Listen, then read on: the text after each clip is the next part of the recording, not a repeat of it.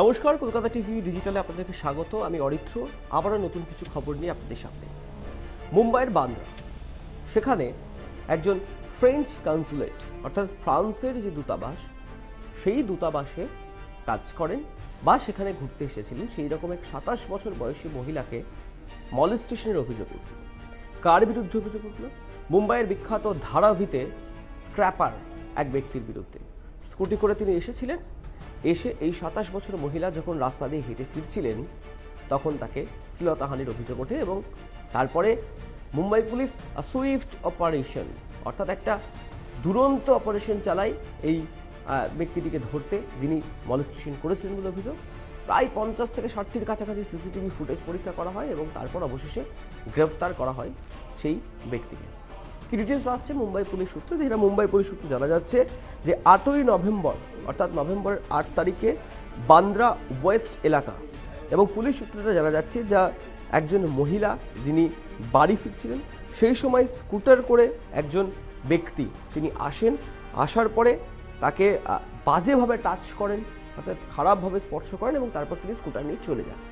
এবং এই ঘটনার পরেই খার পুলিশ স্টেশন তাকে ইনফর্ম করা হয় এবং ফর্মাল কমপ্লেন্ট অর্থাৎ একটি সাধারণ অভিযোগ দাখিল হয়।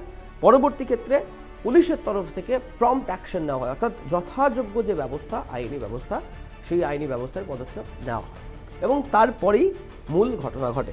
যেটা জানা যাচ্ছে যে মুম্বাই পুলিশ একটি সার্চ অপারেশন শুরু করে কিছু ঘন্টার মধ্যেই এবং 50টি সিসিটিভি ক্যামেরা গোটা বান্দ্রা এলাকা, ধারাভি এলাকায় সেগুলি খতিয়ে দেখেন। খতিয়ে দেখার পরে সাসপেক্ট অর্থাৎ যে যুবকের বিরুদ্ধে অভিযোগ উঠেছে তাকে খুঁজে পান এবং তাকে গ্রেফতার করা হয়েছে বলে পুলিশ সূত্রে জানা যাচ্ছে।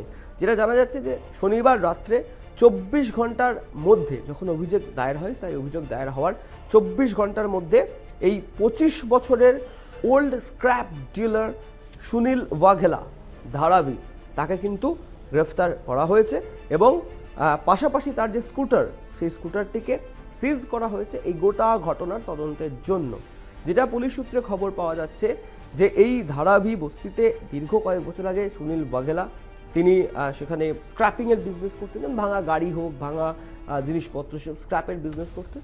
তিনি হঠাৎ এই ফ্রেঞ্চ কনসুলেটের মহিলা বলে যেটা জানা যাচ্ছে সূত্র মারফত তাকে মলেস্টেশন করেছেন বা ব্যাড টাচ করেছেন বলে অভিযোগ আসে। তারপরে তাকে হেফাজতে নেয় পুলিশ। যেটা পুলিশ সূত্রে জানা যাচ্ছে যে খার পুলিশ স্টেশনে অভিযোগ দায়ের হয়েছে এবং এই সুনীল ওয়াঘেলার বিরুদ্ধে আন্ডার সেকশন 74 বিএনএস অর্থাৎ ভারতীয় ন্যায় সংহিতার সেকশন 74-এ তার বিরুদ্ধে মামলা হয়েছে এবং গোটা ঘটনার তদন্ত শুরু করেছে। ইতিমধ্যেই পুলিশ তাকে আদালতে পেশ করে পুলিশ নিজেদের হেফাজতে নিয়ে গোটা বিষয়টার তদন্তও কিন্তু শুরু করেছে। আর এই সব বিষয় সামনে আসার পরে স্বাভাবিকভাবে এই কনসুলেট বা দূতাবাস যেগুলি রয়েছে সেখানকার নিরাপত্তা ব্যবস্থা ঠিক কোথায় গিয়ে দাঁড়িয়েছে তার একটা ছবি স্পষ্ট হয়ে যাচ্ছে।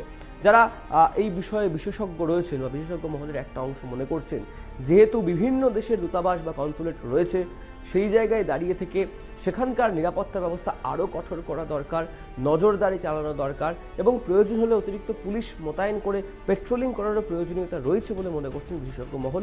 তাহলে হয়তো এই ধরনের যারা বাইরে থেকে বা ভিন দেশ থেকে এখানে আসছেন কাজের সূত্রে বা অ্যাজ আ ট্যুরিস্ট, তাদের উপরে এই যে ঘটনাগুলি ঘটছে, কখনো মলেস্টেশন, কখনো ব্যাড টাচ বা কটূক্তির মধ্যে ঘটনাগুলি ঘটছে, সেই ঘটনাগুলো হয়তো রোখা সম্ভব হবে।